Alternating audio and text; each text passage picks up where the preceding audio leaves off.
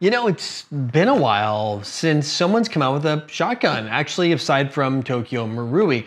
Really, when it comes to airsoft shotguns, specifically gas airsoft shotguns, Marui's been leading the charge when it comes to the new products and everything like that, and then also the electric shotgun. Like, they really have been the company putting out electric or gas options. Now, of course, there are plenty of just spring-powered pump ones, but not any gas ones. And this is actually rather unique because this is the first gas-powered shotgun, I think the first shotgun period, from VFC. Now this is the STF-12. It is licensed by Bow Manufacturer. The license holder is Bow Manufacturer. The license is Fabarm, right here. And of course, this is a very famous shotgun, pump actions, like pump fire, go to town on it. But it's very tactical, very cool, very interesting. Now, this thing's been out for a little bit. Let's be honest and be fair. For the beginning of this project, it had a rocky start. Like, it was slow going, slow to release, slow to get through QC. Finally, like multiple years later, in fact, I shot a pre-release video of this product almost 2 years ago, believe it or not. Still haven't released it. It's finally here. It's finally in good form. Some things do take a while. So let's get inside this box with this unboxing video and see what it's all about. All right, Fabarm's STF-12 is a premium level shotgun. I mean, I'm talking high end. This is gonna be the top of the top. This is gonna be, you know, your Marui competitor, things like that. And we're gonna start with the box. Now, don't have overhead camera on this one. Inside, you're gonna have your basic kind of good packaging here. Cardboard reinforcement inside, a little piece of foam to keep that front part looking like bouncing around. You got a package here inside that carries just like a tiny, tiny bit of BBs. It looks like 20 or 30 rounds or something like that. A couple manuals, safety guide, that kind of stuff. Speed loader, and then the shotgun shell. Shotgun shell here is going to be your standard Tokyo Marui type. You just load it up, holds 30 rounds inside, goes inside. If you already own a bunch of those, you are set. They're gonna work in here, no problem. So from a compatibility standpoint, you're totally fine using Marui shells or any of the other shells in the market. They're the ones that fit in those little basic Springer shotguns, the ones that have been in Marui shotguns forever. No problem on that one. You can definitely just drop them right in.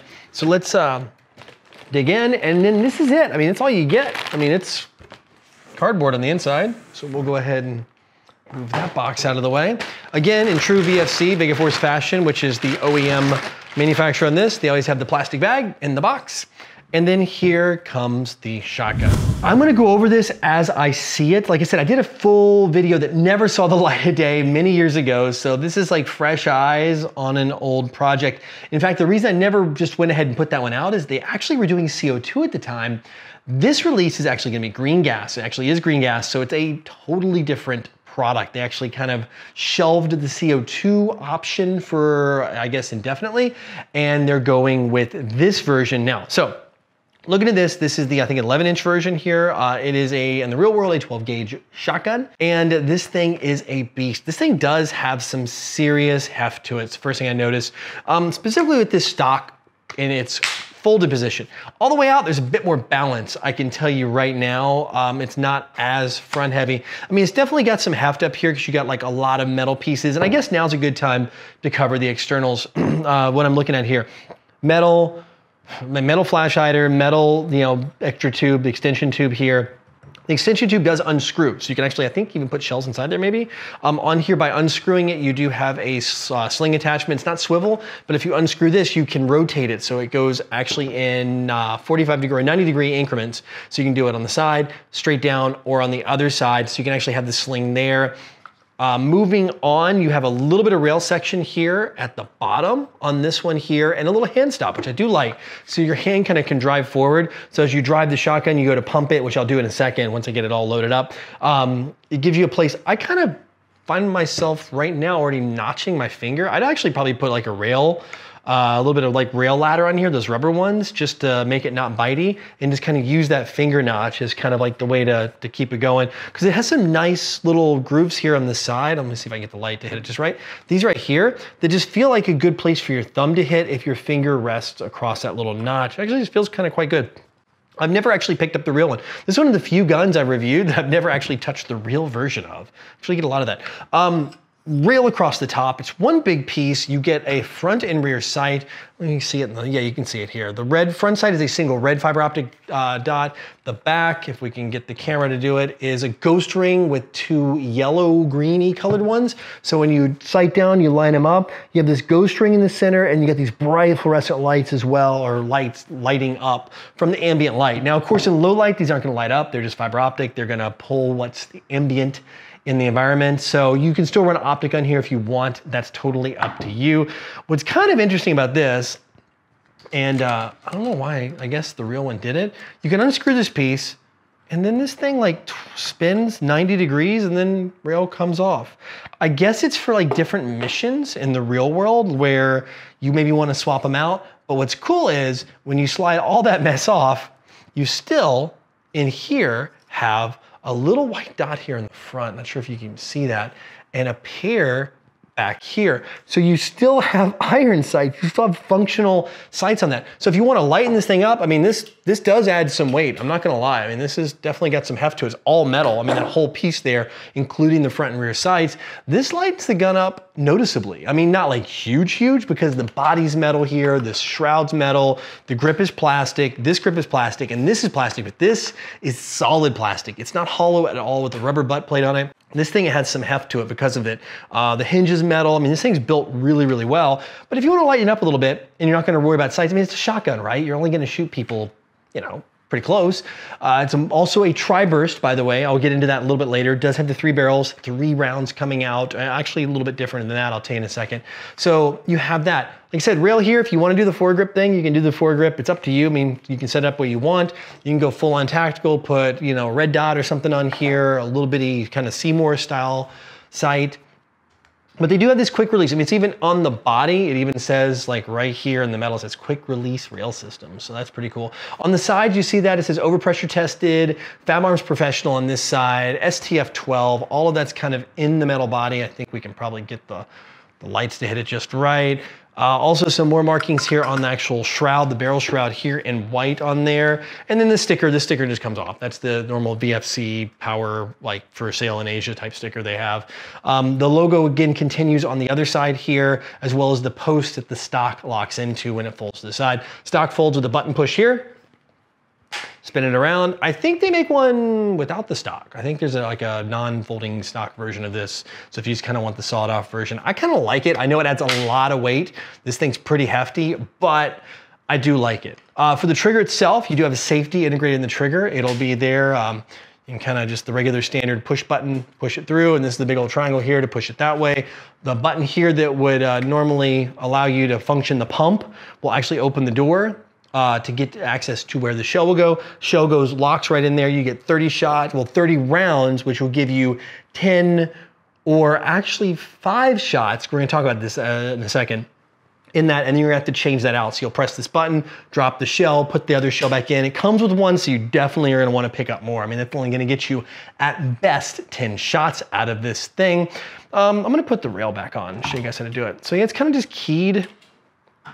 It's kind of locks, if I can get it to line up and not scratch my table here. There we go. Swings around, that goes over, and it just screws and locks into place. So it's really easy to get on and off. So if you do change it, you can kind of get to it easy. I think it has a good look though. I kind of like the tactical look of it with the rail. It kind of adds definitely something to it, especially this aggressive nature of the front end, kind of that meat grinder look. It's a little on the sharper side, but not a big problem. It's not gonna like really hurt anybody. I wouldn't worry about it in CQB. Now function. All right, how this thing works. So it is green gas powered. It's got a couple things going on. So in here, we've got the gas reservoir. Now inside, you'll see the gas fill valve right there, the little brass colored circle, the little dot right below my finger there. So on that, I'm gonna balance this on the table. I'm gonna grab some gas and not scratch my table and fill it up. Give it a couple good pumps here. There you go, no overflow valve on that one. Now, what's neat about this, like I said, I've only really tested the CO2 version, is this is actually a gas reservoir. Now, if I can do this without just launching it across the room and blowing it up, let's see if I can. There we go, blew it up because it was full. I knew better. So anyway, this is the reservoir. I'm gonna have to fill this tank back up. The way this will work here, we're doing it live, right? This is how this thing works. I was hoping to maybe get it out quick enough to where it wouldn't hold. This, when it mates inside, will cause the valve to open and put gas into the whole system itself. You can fill these up and you can buy extra ones of these. These are like the magazine, but it doesn't hold any rounds. So let me charge this guy back up since I did it this way. You can keep extra ones of these charged on the field. There we go. And it will lock in. It's got a little lever here, a little switch you kind of pull and it lets it pop out and you can swap it down the field. Now, if it still has gas in it, it's gonna do what it did there when you go to swap it out. But if you're out of gas, you're gonna be able to swap it out, no problem. It'll just come out, it'll eject. It won't do that spray like I did because I'm a dummy. And then to put it in there, you just kind of press it hard, give it till it locks, make sure the switch goes forward, and you're good to go there. We've got that now. So on this, now we're gonna give it a run. There's no shell in it, so we can give it a crack and, ooh, oh, that's got a nice crack to it. Oh, you can slam fire it too. I just learned that. So watch this, trigger on the finger, or finger on the trigger, sorry. Hold it down, cock back, and then it fires on the forward push. So you can actually slam fire this one. And then I just heard the trigger click forward. That's cool. But let me hold this back here, see if I can get this thing on camera. In this little tiny crack, when you pull the pump like all the way back and then a little extra, you get a little bit right there on the camera. I'm actually looking on the screen now trying to see. Inside of there is a tiny little switch that has 3 and 6. So 6 back this way, 3 back that way. You flip it, it shows you the numbers, and that'll tell you how many BBs you're gonna shoot per shot. The shell holds, again, a total of 30. So it's gonna give you a choice between 10 and 5 shots. It can be different power for the pellets coming out. So you mean like probably the 200 maybe max per shell, per BB. In 3 mode, probably maybe whatever that. And then in 6 mode will be less. So you're gonna probably lose some range if you choose 6, but you're gonna have 6 pellet spread coming out of the barrel. You can switch to 3, and you'll have 3 pellets coming out, which are gonna give you better range, but less pellets to hit your target. So it's gonna be a trade-off. You're gonna gain some range with 3, you're gonna gain some accuracy by volume with 6, but lose some range. So if you're doing some really close quarters, and you wanna try to make sure you hit your target and you're doing some fast shooting, you might wanna switch to 6 if you don't need the range. If you're playing a little bit of a mid game and you wanna be able to be effective, not all the way up close, like breaching rooms, you might wanna run this thing on 3 or more efficiency, give you more shots, because that's 5 shots and you gotta swap that shell out. So after 5, you gotta flip this thing, you gotta press this button, take the shell out, put the next shell in, all that, and good to go. I would guess though, after a while, somebody's gonna make an adapter for this and like maybe make a mag or something to do it. What I also think is because of this reservoir system and then the fill valves right here, this thing is ripe for HPA picking. I think we're gonna see somebody throw a tap on this thing and rock and roll, especially if they can find like a box mag or something to adapt into this hole, like you can take the door off. It's gonna take somebody smart to do that. It's gonna be somebody way smarter than me to make that happen, but they can do it. Then we're gonna have something really cool. I think this one though, really because of the way this grip is pretty good for HPA tapping. I think that could be really cool. Then you don't have to worry about anything but just changing your shells. Run it in the 3 mode, you get 10 shots, you can swap your shell out, you're running HPA. This thing should be pretty efficient. This tank's gonna get you like plenty of shots. And it's pretty punchy. I don't know what it can hold. I don't know if this one is still built to the CO2 spec or not, but I don't think this reservoir is gonna hold that much. But I do say this, since this thing is designed for green gas, this thing's already gonna be ready to rock a little more reinforced or a lot more reinforced than a Marui. The last guns we saw that were in the scattergun category or shotgun category that were reinforced for green gas were the Jag Arms ones, where they took the Marui design as well and went further. This is definitely based on the Marui design with that switch in there, the same kind of tank reservoir and the shells. So I don't know about the guts inside, but being 3 barrels in here, you know, when you have it set for 3, 1 BB comes out of each of the 3 barrels. The top barrel's up and the bottom 2 are here. I don't know if you can see if we can maybe get the light in there. I don't know, it may not be. There's 1 at the top and 2 down below. So it's like it forms a triangle. If you have it in 6 shot mode, you're gonna get 2 BBs out of each barrel per trigger pull. So that's the difference, 1 BB or 2 BBs On this one, fixed hop-up system, you're not gonna make any adjustments to hop up. So the trajectory is gonna be the trajectory. It's gonna fly straight and it's gonna just run out of juice and that's it. I mean, but again, it's a shotgun. You're not gonna be mapping people. You're not gonna be sitting in the back of the map trying to snipe with this thing. This is for the people wanting to come up close and personal with their enemies.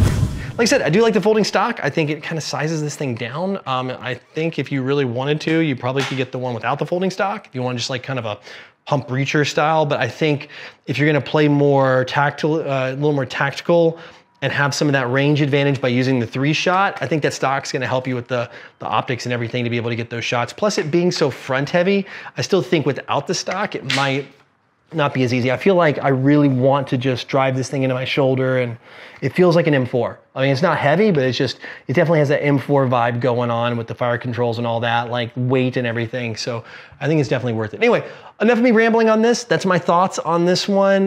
This one I might hold on to and do some gameplay or something with. I'd like to take maybe this thing out and show you guys and gals in the real world. But again, power level is gonna be acceptable for anywhere you play because it's gonna be low because it's 3 shots. It's a little harder to chrono, but that's fine. These are shotguns. They're not gonna be like over cranked up too hot. I mean, anything like that. The whole point of this is up close and personal, so they're gonna be powered down, you know, below that 300 mark, even at its highest power. So yeah, let me know what you guys and gals think. Existing Marui system, shells, things like that. You can buy the extra tanks, which is good. Like I said, all metal, it's built like a monster. I don't know about internal upgrades. That's gonna take someone who's smarter than me with shotgun upgrades and things like that to see what parts it takes and doesn't. But if you wanna lighten it up, like I said, you can take this top rail off and it takes some of that weight off. Anyway, I wanna hear what you guys and gals are into. Are you into shotguns? Do you think this would be kind of cool to run with in CQB? I'm kind of thinking if I play the right place, I can have a lot of fun with this one, and I'm gonna try to go do that. Maybe I think here there's a place called Action Bunker that's like up close and personal. This might be perfect for. Anyway, let me know in the comment section below what your guys and gals thoughts are of shotguns and the Fabarm STF 12. But until next video, go out, play some airsoft, have some fun, but no matter what you do, call your freaking hits.